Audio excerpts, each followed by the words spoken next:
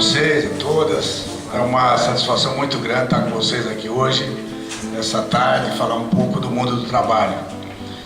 Sempre que a gente falar do mundo do trabalho é algo assim tão interessante, tão cativante, tão gostoso, tão bom, que eu fiquei pensando, poxa, tem que ver aqui como que eu faço para resumir, para falar, né? Porque não dá para a gente falar só de uma década, de um momento, ou de uma cidade, então a gente tem que falar um pouquinho, vou tentar aqui ser breve, mas espero que vocês compreendam que eu tenho que falar um pouquinho além do que é o trabalho na cidade, né? Eu queria me apresentar, dizer que eu sou filho de operários camponeses. Meu pai e minha mãe se casaram no interior, vieram para Santo André. Eu tinha 3 meses nascido, em 1953. Meu pai, logo que chegou aqui na cidade, foi trabalhar numa metalúrgica, aqui na Ligervu Industrial, uma empresa que parece que era francesa, uma fundição que tinha aqui perto da antiga Fire, cidade de hoje Kingston. E eu morava aí na Vila Assunção, na Rua dos Andradas. A gente pagava aluguel, morava no fundo de uma casa dos italianos, em 2 cômodos. E assim começou. Meu pai, então, foi metalúrgico, né, primeiro que eu, lógico. De 1953 até 58, sócio do sindicato aqui nosso. Eu consegui nos arquivos, né, fiquei muito feliz, foi uma alegria para mim. Encontrei lá o nome do meu pai como sócio do sindicato naquele período, 54, 57, 58, né? E aí em 58 nós fomos para o interior, ficamos lá até 67, em Santa Fé do Sul, ali divisa com Mato Grosso. Passei o período do golpe militar lá em Santa Fé do Sul, a gente tocando roça, meu pai tocava lavoura de algodão. E eu pude, com 10, 11 anos de idade, carregar uma máquina de veneno nas costas. Fiz o curso primário lá na roça e trabalhava, né? Trabalhava e estudava, andava 3 quilômetros a pé para estudar, fazer o meu curso, o grupo escolar que a gente chamava naquela época. E com 11 anos, quando eu terminei o grupo, meu pai falou: nossa, maravilha, que agora você vai me ajudar aqui na roça, né? Vai ser mais um trabalhador aqui da roça. Então trabalhei na roça até os 14 anos, voltamos aqui para Santo André, fiz Senai, e aí a minha vida entrou fui ser metalúrgico. E aí em 78 começou as greves, eu trabalhava na Moles do Brasil, que era em São Bernardo, depois mudou para Mauá. Em 79 eu já fui eleito comissor de fábrica. Naquele período tivemos uma greve aqui forte, para quem não sabe, naquela época, em 78 tiveram as paralisações contra o arroxo do Delfim Neto, naquela época, no regime militar. Em 79 fizemos 15 dias de greve, as diretorias foram cassadas, depois retornaram no sindicato. Em 80 retornamos à greve novamente. São Bernardo e Diadema fizeram 41 dias de greve, nós aqui em Santo André fizemos 36. A fábrica que eu trabalhava foi a última a voltar integralmente, não trabalhou um dia, né, durante a greve, 36 dias de greve. E ali eu fui eleito comissão de fábrica, e foi a minha vida. Em 82, nosso sindicato aqui em Santo André ficou 2 anos sob intervenção. Eu entrei numa chave com ela pelo Cicote, Marcílio, diretoria caçada. E aí foi a minha trajetória sindical, por ser coordenar o departamento metalúrgico da CUT. Nosso sindicato era filiado à CUT, e foi o primeiro sindicato a se filiar naquela época, em 83. São Bernardo estava sob intervenção de novo. E eu fui presidente aqui, fui coordenador do departamento da CUT, que hoje é federação, durante 4 anos. Fui presidente da CUT ABC durante os 2 anos. O João Ramileno foi eleito vereador, eu assumi a presidência naquela época. Depois unificamos o sindicato. Ficamos 3 anos unificados, não deu certo, houve uma briga interna danada, a gente saiu, ficou uma guerra jurídica, fomos para a Força Sindical. Aí eu fui ser presidente da Força Sindical ABC, sou da direção hoje da Força Sindical. E nesse período eu saí do PT, fiquei um período fora, fui do PSB, PDT, e hoje eu retornei para o PT, porque é um partido que eu sempre tive, mesmo fora do PT, eu era visto pelos companheiros como petista. Tá? o meu coração sempre foi aquele partido que eu ajudei a fundar, ajudei a criar, ajudei a construir. Então, quando eu tive a oportunidade, quando o Grama ganhou aqui a prefeitura, ele me convidou e eu não tive dúvida, além de meu amigo, tinha falado com o Lula já algumas vezes também, ele tinha me convidado, eu retornei com muita satisfação. Volto para o partido que eu nunca deveria ter saído, são circunstâncias da vida, mas e hoje eu estou dentro do PT, meu sindicato é filiado à Força Sindical, e o futuro vamos estar debatendo aí do que fazer. Mas isso era só para mim rapidamente apresentar para vocês, alguns que possam não conhecer, mas eu vim aqui para falar do mundo do trabalho, e a gente assim, às vezes até chega a ser triste, porque a gente vê, assim, as pessoas às vezes falam do trabalho como alguma coisa ruim, como alguma coisa forçada, como uma obrigação de trabalhar, né? E muitas vezes eu me perguntava por que será que as pessoas assim, têm tão arredia ao trabalho, ao fato de trabalhar, né? O que me mostrou, né, assim, o que eu pude, pelo menos pessoalmente, o que eu posso dizer, assim, que essa coisa de você ter esse lado assim, ruim do trabalho é porque a sociedade do mundo sempre foi forçada a trabalhar, foi feito o trabalho obrigatório, escravidão. Daí eu tive a oportunidade, o movimento sindical, uma coisa para mim muito importante em termos de cultura, eu tive em 15, 16 países, Europa, Ásia e América.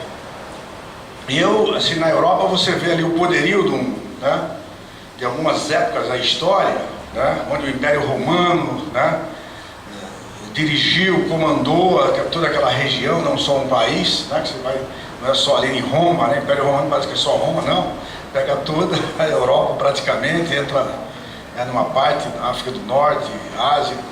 Então você vê o símbolo lá da escravidão, né, aqueles monumentos enormes, né, tudo construído com mão de obra escrava. Quer dizer, uma minoria poderosa, com riqueza, tendo que ter a maioria trabalhando de graça ou quase de graça, a troco da comida, para manter os poderosos dirigindo, comandando. Então isso é um pouco a história, né, do trabalho no mundo. E o Brasil, aí quando a gente pensa o Brasil também não foi diferente. Nós tínhamos aqui uma sociedade, né, das pessoas que viviam nesse continente, que tinha sua forma de vida, sua forma de organização, que muitos dizem que era atrasada, né, mas muitas coisas eram mais evoluídas do que até hoje, né? Quer dizer, tinham aqui as pessoas que a gente chamava de índios, nativos dessa terra, que dizem aí na história que tinha por volta de 6 milhões, se eu tiver errado o número aí me ajude, me parece que era isso, por volta de 6 milhões, né, de nativos aqui no Brasil.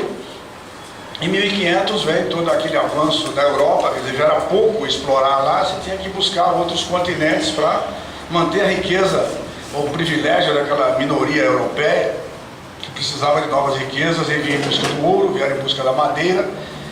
Chegando aqui no Brasil, eles falaram, poxa, vamos encontrar, quer dizer, vem lá, imagina, vem algumas caravelas de pessoas, não vem aqui para meter o machado e derrubar a árvore, eles não iam fazer isso, eles iam comandar.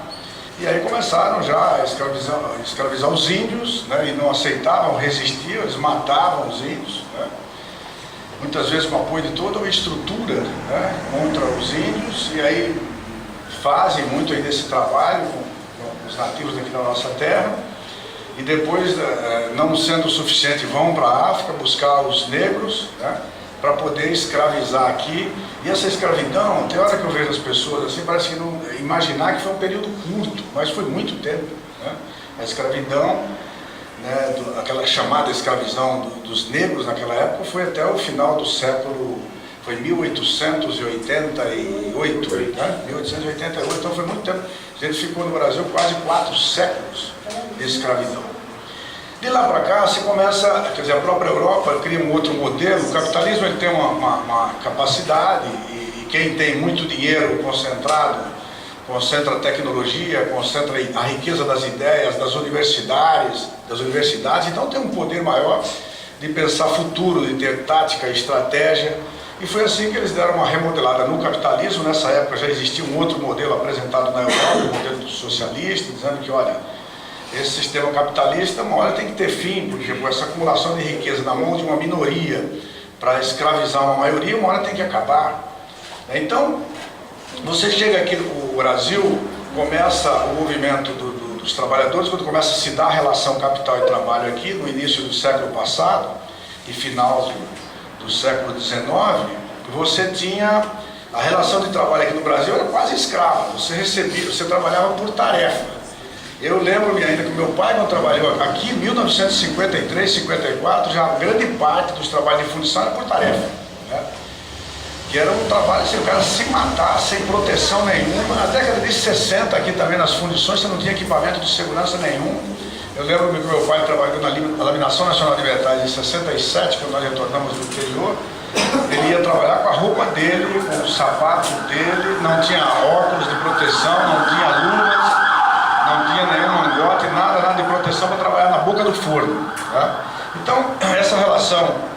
E no início do século você não tinha também jornada de trabalho. Quer dizer, você trabalhava 12, 14, 16 horas por dia, tá? Mas existia que aqui no início do século, a nossa região, Santo André, região aqui do ABC, houve uma influência muito forte do anarco-sindicalismo europeu, dos anarquistas europeus, através dos italianos, né, começaram a habitar essa região, espanhóis também, então eles começaram a mostrar aqui para o povo trabalhador brasileiro que você tinha que resistir, tá? E eles defendiam uma linha que não tinha que se organizar em entidades, não, tinha que o trabalhador ir para a luta mesmo. Esses reflexos eles se deu durante um bom tempo, né? Mesmo na década de 50, quando fazia greve, o pessoal ia quebrar as fábricas, né? E no início do século, quando o pessoal estava muito revoltado, ele quebravam as máquinas, né? Isso era um prejuízo para os empresários muito grande. Então tinha empresários que já cobravam do governo, poxa, precisamos criar um novo modelo, né, de relação, porque isso está ficando difícil. Os operários param, quebram as máquinas, não estavam só reivindicando condições, iam quebrar as máquinas mesmo, literalmente quebravam os vidros, quebravam o patrimônio. E aí vem o Getúlio Vargas, naquele período, quando ele assume o Brasil em 1930, ele vai na Itália, e tinha muito contato, inclusive, com o governo italiano, o governo de Mussolini naquela época, e ele pega de lá a Carta de Lavoro, que era uma base, né, do que a nossa CLT hoje naquela época na Itália, trouxe para o Brasil, aprimorou de acordo com as condições brasileiras, e aí naquele período cria-se os sindicatos, né, que existe hoje o modelo, a estrutura sindical que tinha na Itália, que foi passada aqui para o Brasil, e que o nosso sindicato foi fundado em 1933, Metalúrgico de São Paulo 32, aí São Bernardo e São Caetano vem depois em 59, né? Desde maio de 59, acho que 12 de maio, até no meu aniversário, que é o Sindicato de São Bernardo de Diadema, com a vinda das montadoras, né?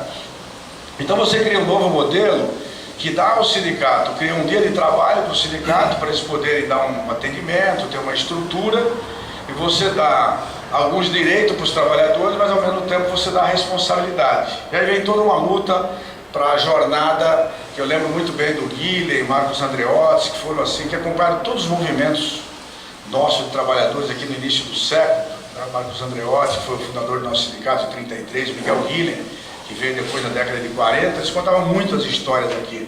Aqui você tinha olarias, você tinha os trabalhos, as tecelagens, né? A tecelagem teve um poder muito forte aqui na nossa região, na nossa cidade. No mundo. Era comentado no mundo. Sim, no mundo. Eu estou trazendo agora do mundo aqui para a nossa cidade, né? Que era um modelo, inclusive, aqui dentro do Brasil. Tinha Covarique, tinha Ipiranguinha, tantas outras que eu cheguei até a ver funcionando aqui na década de 50, 60.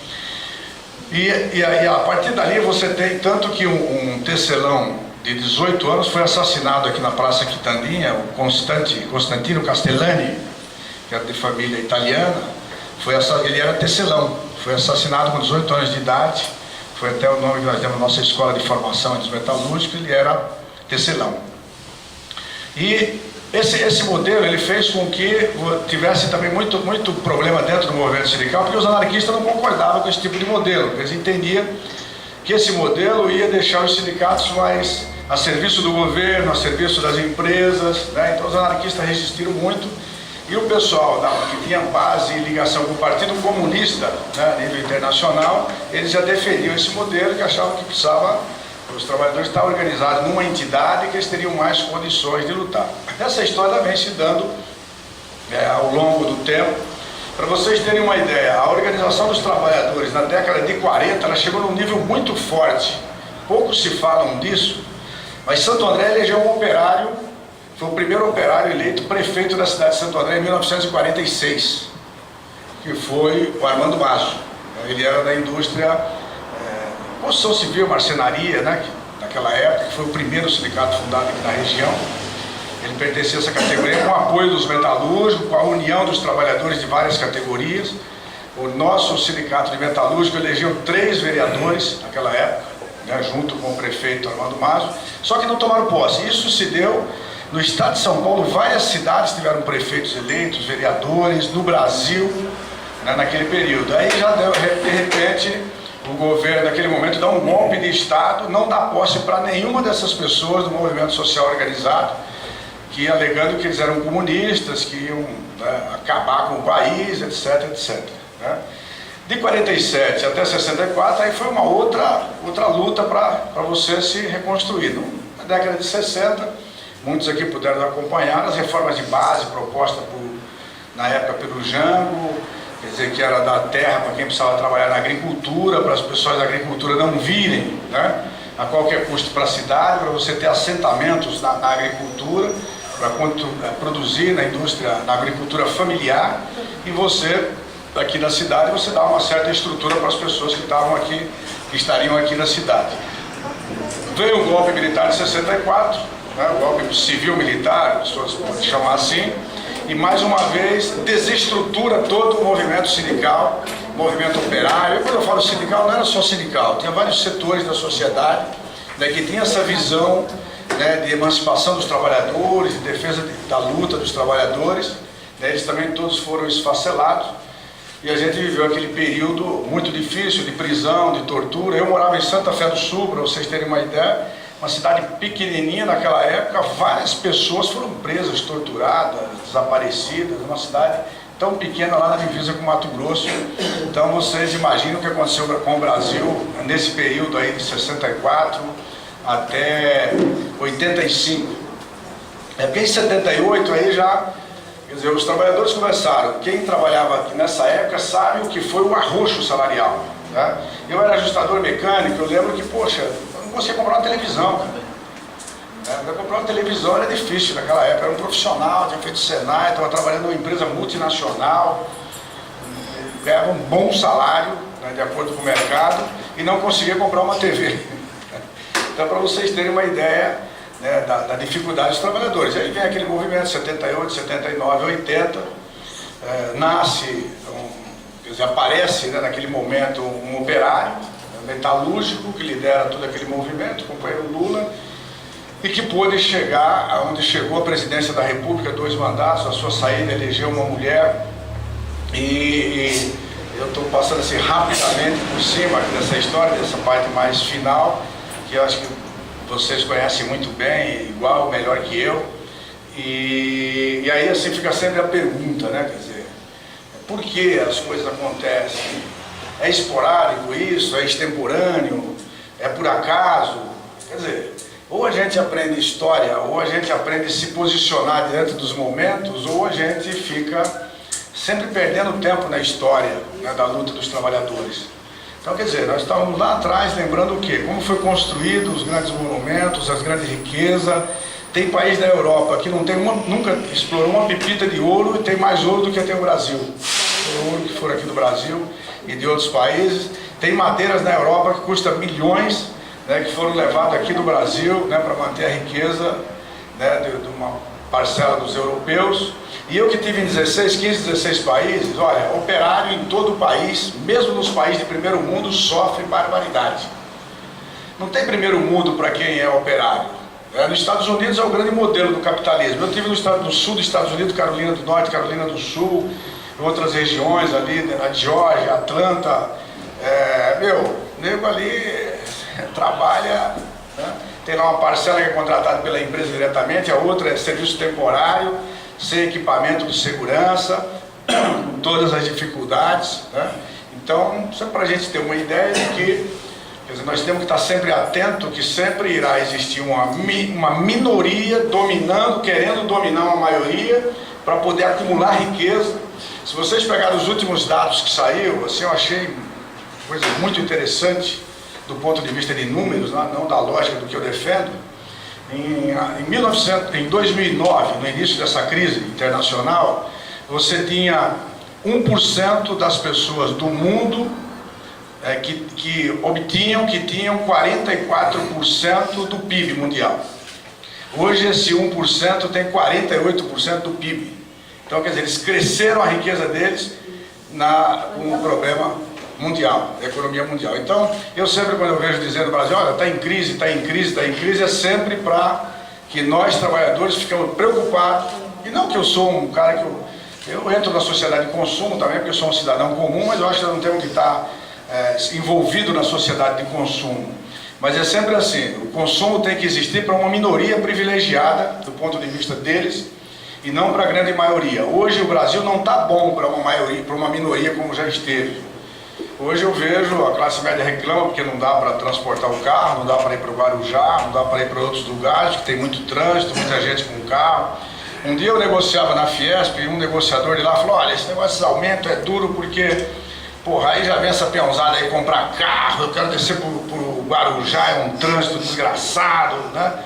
Então a gente dá aumento, os caras vão comprar carro, pô, né, para atrapalhar as estradas, tá? Então a visão, o cara relatou um dia um momento, a visão deles é um pouco essa mesmo. Quer dizer, se você pegar o PIB do Brasil e dividir pelo número, pelos 200 milhões de habitantes, todo mundo tem uma vida, né, de nível razoável, para baixo, né, classe média baixa.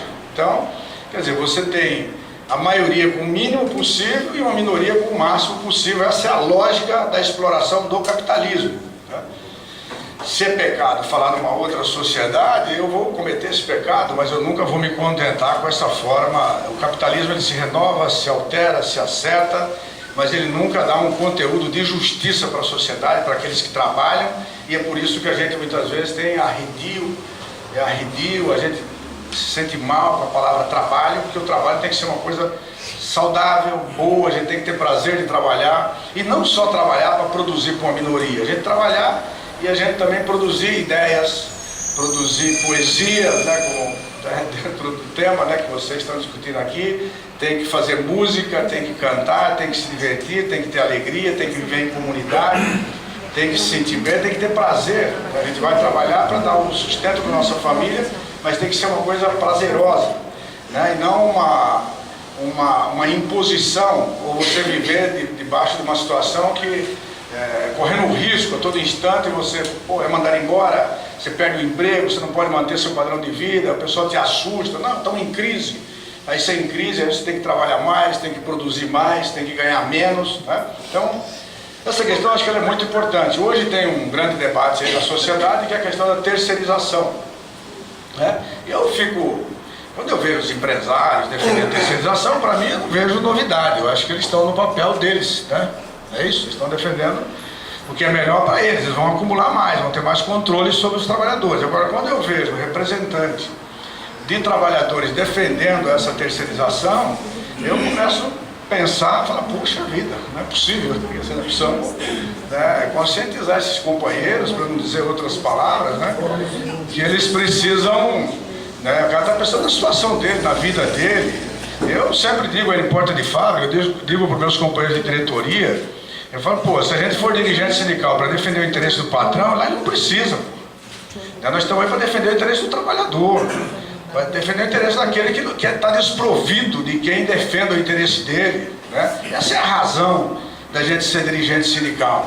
E não você ficar com dó do patrão, com medo, não, poxa, o patrão coitado, aí ele vai tirar a empresa daqui, ele vai, poxa, tira a empresa daqui, vai para outro lugar, vai estar produzindo dentro do Brasil. O que vai criar as condições dele estar aqui, ou estar dentro do Brasil ou ir para fora, é uma conjuntura muito maior, que independe da nossa vontade ou não. Agora nós não podemos vender a nossa alma, vender os nossos princípios, vender a comida na mesa dos trabalhadores, voltarmos à escravidão para poder satisfazer essa elite capitalista que não tem humanidade, não tem nome, não tem alma, né? Hoje eu pergunto, qual é o nome do dono da Magnete Marelli? Qual é o nome do dono da Volkswagen?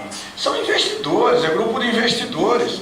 Não tem mais empresas, né, que tem o nome. Então falando, defesa da empresa nacional. Que empresa nacional? Né? Quem é dono mais do patrimônio nacional? Quem é dono são os bancos, são os banqueiros. A Dilma, todo mundo pedia juro baixo, juro baixo. A Dilma baixou o juro lá embaixo, ninguém saiu para a rua para defendê-la, ninguém bateu panela a favor dela. Por quê? Automaticamente eu vi por quê. Porque quem é o dono do grandes negócios aqui são os banqueiros, né, que acumulam dinheiro. Então, para ele, não investe só na indústria, na produção do carro, na produção da máquina agrícola, na produção da geladeira, da televisão, não, eles são investidores. Então eles ganham uma parte ali, mas a maior parte que eles ganham é vendendo o dinheiro deles a um preço bem alto, né, com um juro bem alto. Então, você vê que, né, ninguém saiu para defender, falavam tanto e ninguém saiu para defender. Então, eu penso que no momento desse aí, eu disse em algumas reportagens aí que a terceirização é você acabar com o que nós conquistamos nas últimas décadas, né?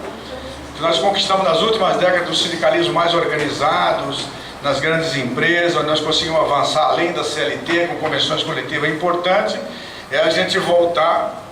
E hoje tem uma parcela das próprias pessoas que estão a serviço das empresas, né, de cargo de gerência e etc., que estão contra a terceirização. Porque eles sabem que a grande massa vai ser da empresa terceirizada. E esses cargos de staff serão PJs, né, serão dono do negócio deles. Abre uma firma para o cara e ele não tem nenhuma garantia social, não tem férias, não tem 13º, não tem PLR, não tem outras coisas. Então, o que eu podia rapidamente falar para vocês do mundo do trabalho é esse, que teve um cara no século XIX, né, que disse: trabalhadores do mundo, univos, porque os capitalistas, os grandes investidores, os grandes donos do negócio estão cada vez mais unidos. A internacionalização, essa conjuntura internacional do capitalismo, ele veio para ficar. Quem não tiver condições de se organizar para resistir, nós vamos cada vez reclamar, continuar reclamando e sofrendo cada vez mais, né? Então era isso que eu podia deixar aqui de mensagem para vocês. Um bom trabalho a todos. Até a próxima.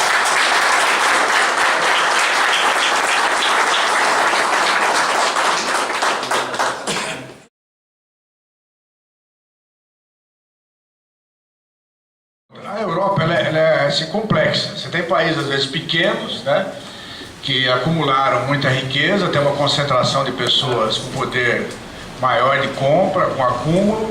Então, quer dizer, esse país sente menos reflexo assim, de econômico mundial. A economia do mundo está globalizada, não dá para negar, não dá para deixar de enxergar isso. Está globalizada e uma globalização muito bem feita do ponto de vista do sistema capitalista. Na Europa, os trabalhadores da Europa, todos perderam conquistas do passado. Desde a Previdência Social, onde se tem exemplo de Previdência Social, até as conquistas dentro das fábricas, né? Eles tiveram que ceder, e ceder muito. O que eu mostro hoje aqui no Brasil, com essa questão desse projeto da Lei 4.330 da terceirização, nós vamos perder também como eles perderam. Imagine o Brasil é um país do tamanho de vários, se juntar vários países, se juntar Itália, Inglaterra e França, dá o tamanho da população do Brasil, né? Então, no Brasil, muito mais difícil ainda de você garantir as conquistas, né?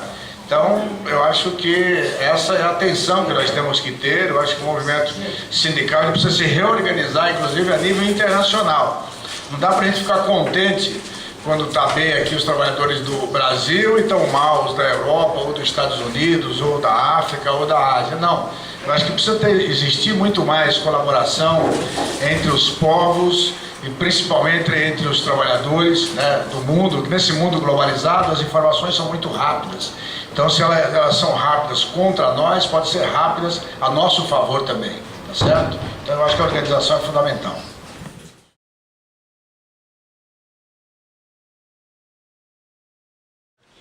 Bem, Léo, respondendo a sua pergunta, eu acredito que é o seguinte: sempre as coisas que eu acho que mais impacta na conquista dos trabalhadores é quando você afronta o capital, você coloca em jogo a relação capital e trabalho, a luta de classe, propriamente dito. Eu acho que aquele momento está instalado o grande momento quando você consegue dar um passo adiante nessa questão. Eu acho que é fundamental, importante para a classe trabalhadora. Aqui em Santo André, eu acho que o primeiro, tem outros movimentos muito importantes, mas quando os trabalhadores conseguiram sair daquela escravidão de trabalhar 12, 14, 16 horas por dia e conseguiram que a jornada máxima de trabalho seria de 8 horas, para mim foi um grande marco aqui em Santo André, viu, Léo? E eu acho que vocês podem, nós temos vários documentos lá do sindicato que vocês podem buscar, inclusive, e resgatar essa parte da história. Naquela época foi feita uma grande propaganda, uma grande campanha que dizia, baseado até na Europa também, que tinha por aí, aqui no Brasil fazia o seguinte: dividir o dia em 3.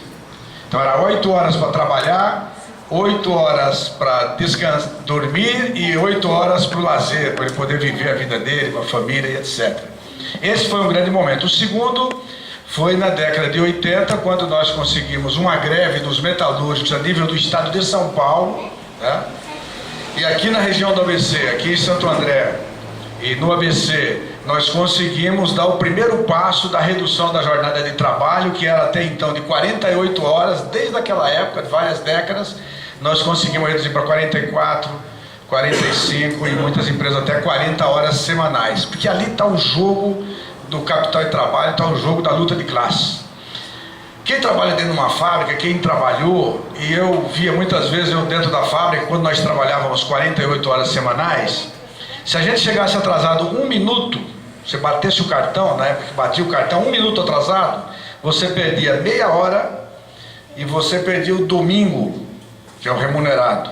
E se tivesse um feriado no meio da semana, perdia o feriado também por causa de 1 minuto. Então você veja como é importante 1 minuto, né, para o empresário e para o capitalista. Então quando você dá um avanço de ter 4 horas a mais, para você ficar livre do trabalho por semana, 16 horas por mês, eu acho que é o ponto alto da organização da classe trabalhadora. Então nós tivemos isso na greve aqui de 85, que nós tivemos várias empresas, e serviu inclusive aquele acordo nosso, que em 86 o setor de autopeça fez um acordo a nível estadual, configurando as 44 horas semanais, que serviu de referência para a Constituição 3 anos depois, de 88, né, passando todos os trabalhadores para 44 horas semanais. Esse foi o grande ponto, esse daí eu não esqueço jamais. Se eu tivesse que escolher uma época para nascer, eu escolheria a mesma, porque eu queria passar por aquele momento que nós passamos naquela época, em plena ditadura, regime forte, polícia na porta de fábrica, prisão, porrada. Eu mesmo tive costela quebrada, fui preso, Rua Piauí, o diabo, Polícia Federal, tudo mais, e nessa luta aí a gente não esquece jamais.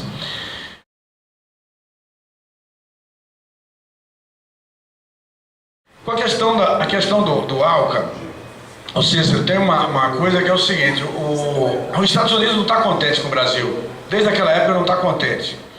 E ficou muito menos contente ainda, porque toda vez que o Brasil, com autonomia, foi lá fora para os Estados Unidos, Chico Buarque falou uma vez sobre isso, ele usou até um termo, ele falou, pô, o Brasil, assim, diante dos Estados Unidos, ele está tendo ele citou as palavras que eu não me lembro agora, de autonomia, né? Você não está pedindo benção de cabeça baixa para os caras, e estamos tendo, né, posição, estamos dando voz, né?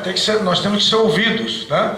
Então eles não estão contentes com a gente, porque eles querem todos dentro do seu projeto, né, capitalista, imperialista, de dominar o mundo, e isso aí tem confronto até com os países da Europa, com a Alemanha, com Inglaterra e outros países. Então, você veja que é o seguinte, o que está em jogo, na verdade, é o seguinte, não é às vezes uma posição, uma questão, é projeto social, tá? Quer dizer, quando a gente fala, não, tem erros no governo do Lula, tem erros no governo da Dilma, eu acho que tem. Tem mesmo, governar um país desse tamanho, com tanta gente, você vai ter erros. Dentro da nossa casa tem erros. Qual é o pai de família que consegue criar os filhos dos mesmos padrões que ele foi criado ou do jeito que ele quer? Hoje é muito difícil você até criar uma família. Imagine governar uma cidade, você governar um estado, governar um país. Então erros tem. Agora, eu não acredito que tenha projeto Brasil melhor do que o projeto Lula e o projeto Dilma, esse projeto que está aqui governando o Brasil. A questão é essa, né? Eu não acredito, né? Se tiver, até agora, pelo menos nos meus 62 anos de idade, eu não vi.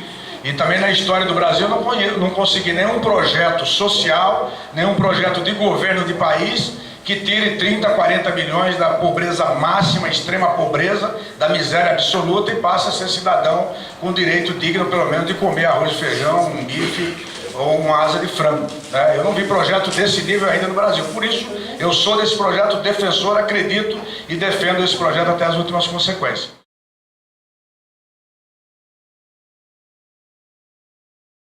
A questão que você disse da terceirização, olha, quem vai sentir, hoje eu tenho conversado com várias pessoas de staff das empresas, esses vão ser os mais atingidos, né? Porque eles vão ser PJs.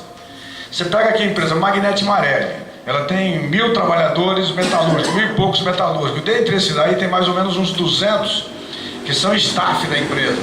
Eles recebem PLR, eles têm previdência social, pagam previdência, eles têm fundo de garantia, multa do fundo de garantia, estabilidade no emprego, se sofrer um acidente, tanto de trajeto como dentro da fábrica.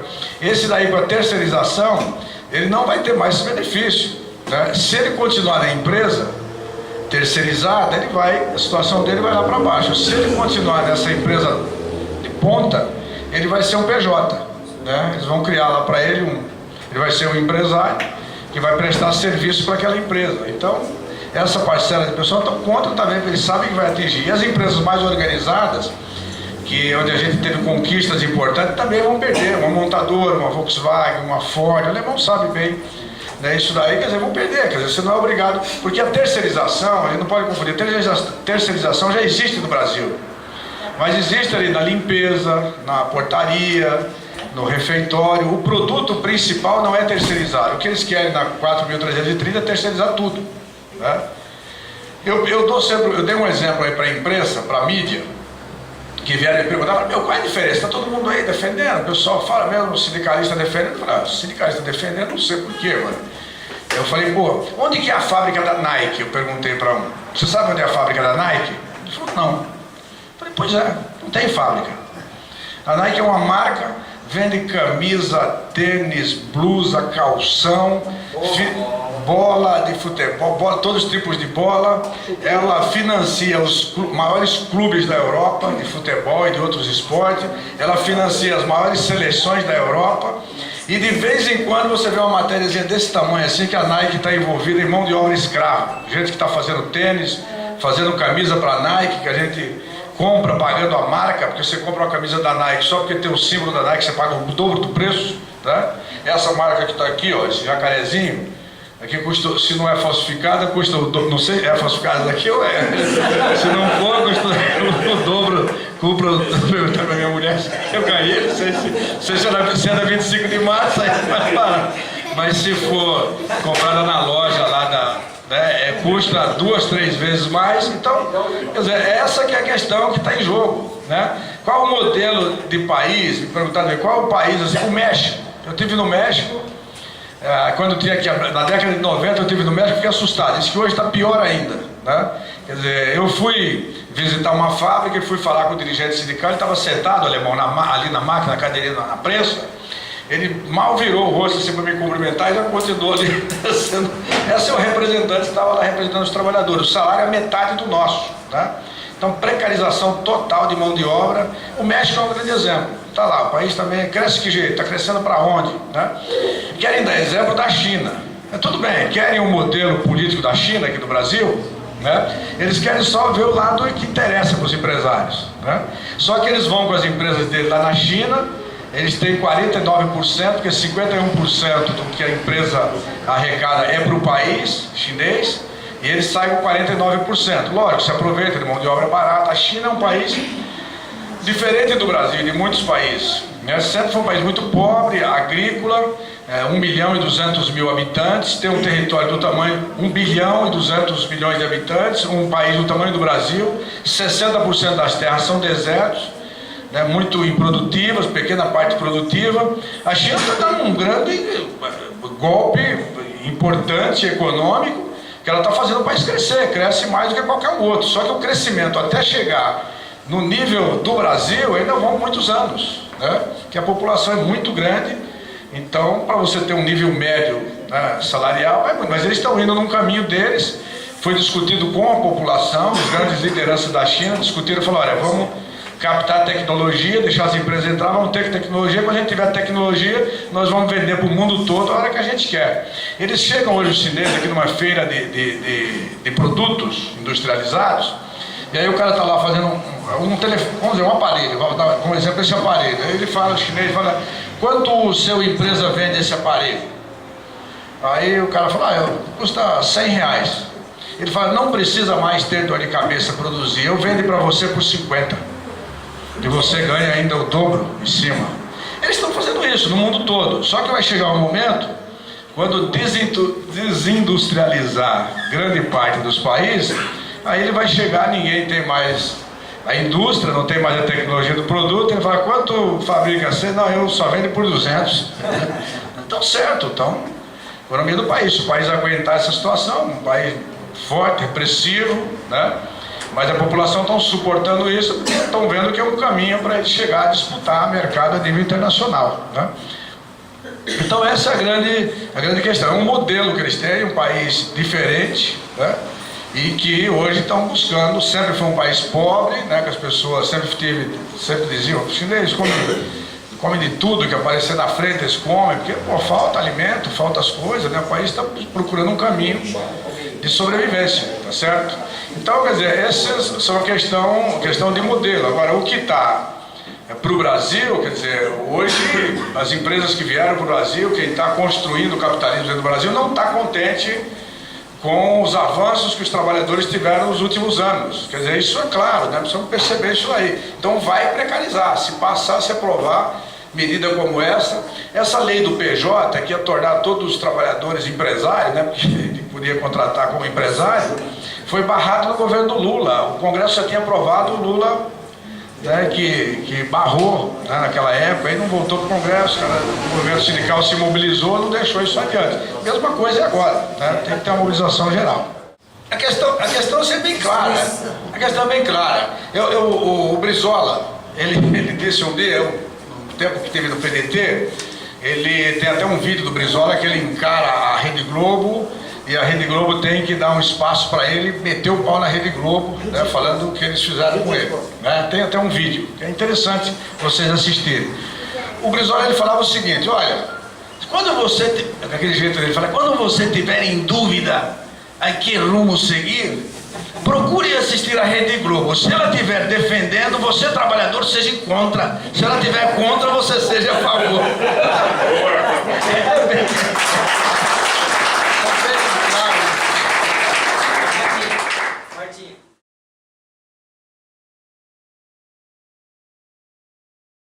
O povo igual o povo brasileiro, a etnia brasileira, ela é e ela terá que sempre ser muito solidária com os povos, tá, de outros países.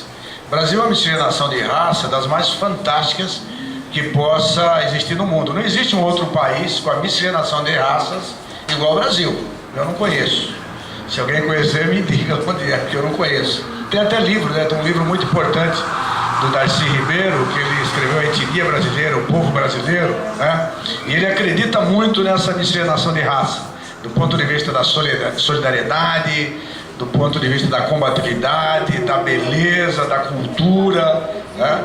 E o Brasil é um país que tem uma característica de um país pobre, assim, economicamente. Se você vai nas comunidades mais pobres do Brasil, você vê que lá existe muita solidariedade.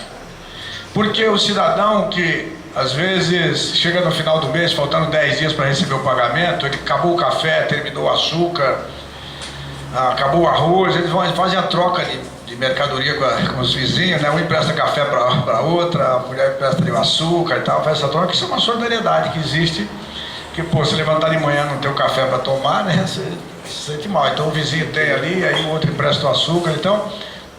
O Brasil não precisa apenas a gente ser solidário no momento de guerra, de catástrofe.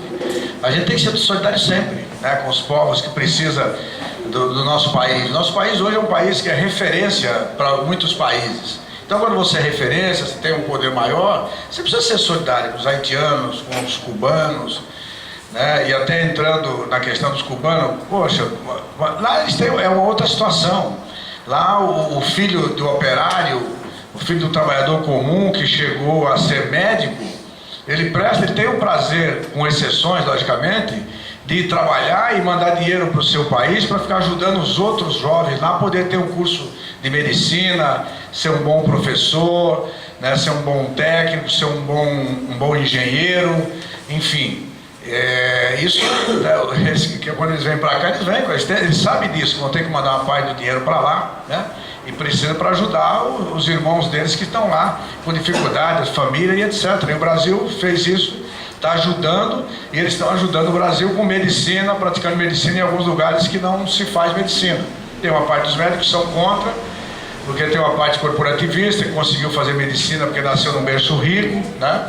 E criticam o FIES, criticam as formas de educação dadas pelo governo. No Brasil também, nos últimos anos, muitos filhos de operário conseguiram ir para a faculdade, né? Quando não ia, não era. Eu tinha a maior vontade do mundo de fazer uma faculdade, nunca pude, né? Porque eu não tinha dinheiro para pagar. Passar numa universidade, numa USP, eu ia passar que jeito? Eu fiz o meu curso, meu grupo, eu fiz lá em Santa Fé do Sul, lá no meio do mato. E aqui eu fui estudando o curso de madureza, para como que eu vou competir com um filho de classe média alta, que estudou nas melhores escolas, ficou o dia inteiro estudando. Eu com 11 anos, 12 anos, eu estava com uma máquina de veneno nas costas, passando veneno em algodão. Com 15, com 14 eu estava trabalhando, e a gente pagava aluguel. O salário que meu pai ganhava era para a gente comer, e o que eu ganhava era para pagar o aluguel, meio salário mínimo. Se eu não trabalhasse, a gente não pagava aluguel. Como que eu vou competir, né, poder fazer faculdade? E hoje, quando se tem isso daí, as pessoas criticam. Eles criticam porque eles têm uma outra condição, mas os pobres, as pessoas mais carentes, sabem da necessidade. Então, a solidariedade é importante.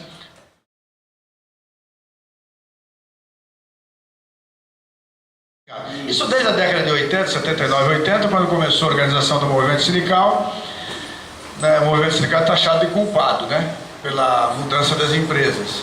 Só que a empresa sai daqui, aí vai para Minas, vai para o Nordeste, vai para outras regiões, para o Sul, pagava metade do salário que pagava aqui. Aí quando chega lá com 1 ano, 2 anos, tem greve lá também, o pessoal está se mobilizando, cria sindicatos, que é a questão da sobrevivência dos trabalhadores, né? O trabalhador tem que brigar para ter o seu, né? O cara está vendo ali a empresa ganhando, faturando, o cara trabalhando igual um cavalo, hora extra, e pô, na parte dele nada, ele vê a outra lá ganhando tal. Aqui no Brasil, quando começou esse movimento 78, 79, 80, a nossa referência era a Europa, principalmente as montadoras, né? Estados Unidos e Europa. O salário não era maior, mais condições, né? E mais conquistas, então a referência era essa. Dentro do Brasil acontece a mesma coisa, você vai ter, vai mudar, vai ser isso, aquilo, mas o que faz as empresas ir embora do país para fora do Brasil é projeto de governo. Para vocês terem uma ideia, aí vão dizer, não, o projeto do Brasil é contra as empresas, para as empresas ir embora. Quantas montadoras tinha no Brasil aqui até 80, 90, né? Tinha 3, 4, 5 montadoras, hoje tem mais de 20. Né? Se não desse dinheiro, se eles não ganhassem, não estavam vindo para cá.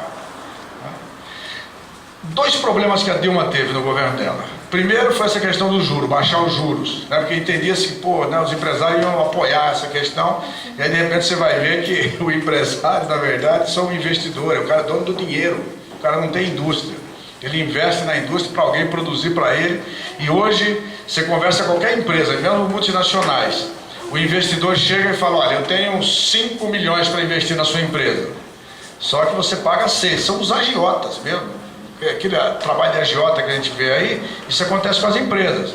Você é obrigado, você tem que dar como garantia o patrimônio da empresa para que ele te empreste o dinheiro e garantido que lá na frente ele vai ter 20% valorizado o que ele investiu. E aí, nego, aí o pau quebra. E aí a chefia, a gerência vai fazer a produção, tem que sair, a qualidade tem que sair, e eles vão mexer na mão de obra, que é o lugar onde eles podem mexer para poder dar o lucro para manter para lá. A outra coisa foi remessa de lucros. O que essas empresas têm feito de remessa de lucros para o exterior, esses grandes investidores, tem sido uma coisa fantástica. Não tem país do mundo, não tem país, isso eu posso afirmar para vocês pesquisem, hoje é fácil pesquisar. Veja se tem um país no mundo onde as empresas transnacionais remetem dinheiro, ganho aqui no Brasil, para suas matrizes, para os seus países de origem, igual é aqui no Brasil. Foi o que a Dilma falou, olha, eu tenho que discutir remessa de lucro. Aí os caras vêm para cima. E todo mundo bater, porque está contra o projeto deles. Então, quer dizer, essa é a questão de projeto de Brasil, projeto social, né? Para aceitar essas condições, você tem que baixar o couro, deixar fazer, deixar sacrificar os trabalhadores, a grande massa, o grande povo, para que eles continuem investindo e levando dinheiro embora. Então, essa é a grande questão.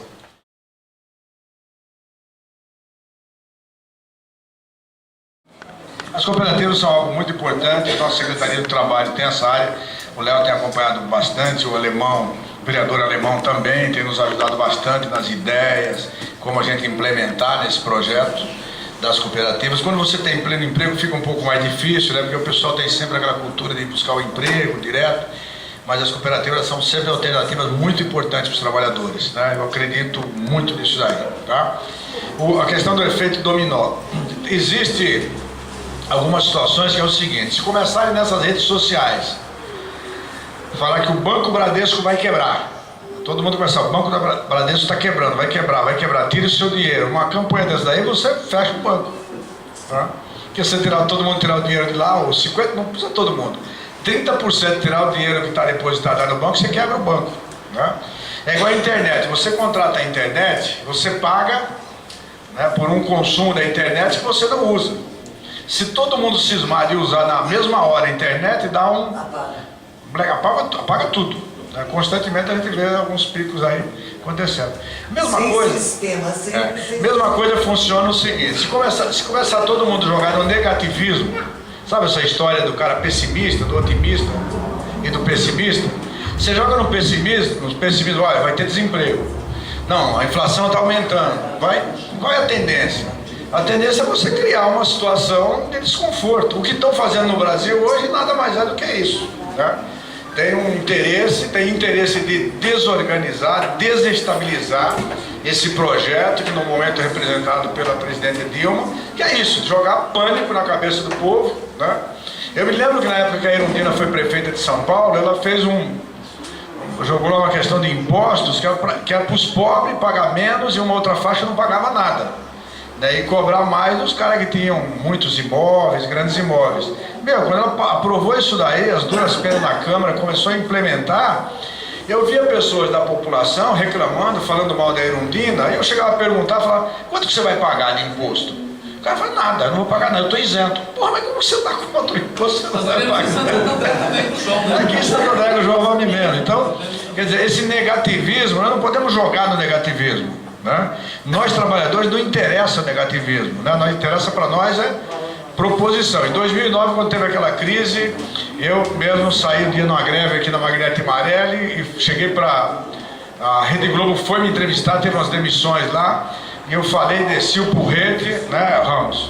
Aí a jornalista me perguntou, e a solução? Pá, jogou o microfone na minha boca. Eu falei, a solução é o seguinte: tem que juntar governo, tem que juntar os empresários, movimento sindical e buscar uma saída para o momento de crise. O momento de crise não é época de choradeira, não é época de ficar chorando pelos cantos, é de arregaçar as mangas e trabalhar para dar opções fundamentais para a gente enfrentar a crise. Foi isso daí, e foi isso que eu fiz, fui para São Bernardo, criamos toda aquela movimentação.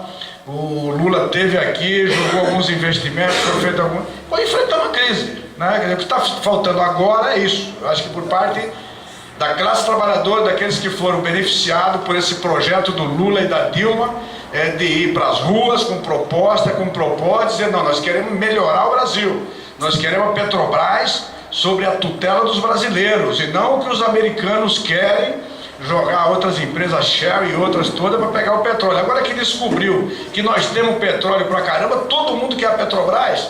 Se tem ladrão lá dentro, prenda os ladrões, tire quem for, mas não pode perder esse patrimônio fundamental do povo brasileiro e passar para os americanos, pô. Já chega o pau-brasil, chega o ouro brasileiro. Agora, o Brasil nunca teve petróleo. Agora que nós descobrimos petróleo, agora querem tomar conta do nosso petróleo também. Então precisamos ser brasileiros.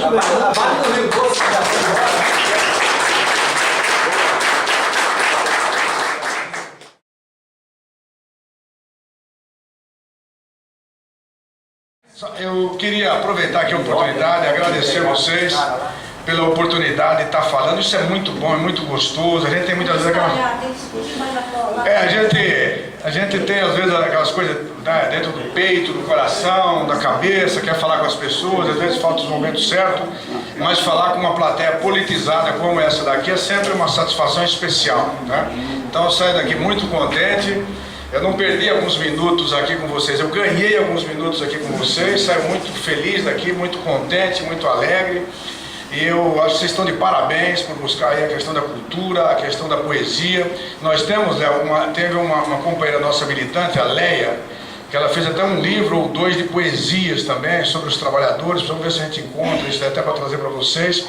E nos arquivos nossos nós temos muito material, Léo, o Alemão, os companheiros, para a gente pesquisar, que o Marcos Andreotti, o próprio Armando Mazo e o próprio Miguel Guilherme, eles têm muita história aqui da cidade de Santo André, que vocês podem aproveitar aqui, tanto para a construção poética, como para outros estudos, etc. Então, mais uma vez, eu quero deixar um beijo no coração de todos vocês, aí, um forte abraço a todos.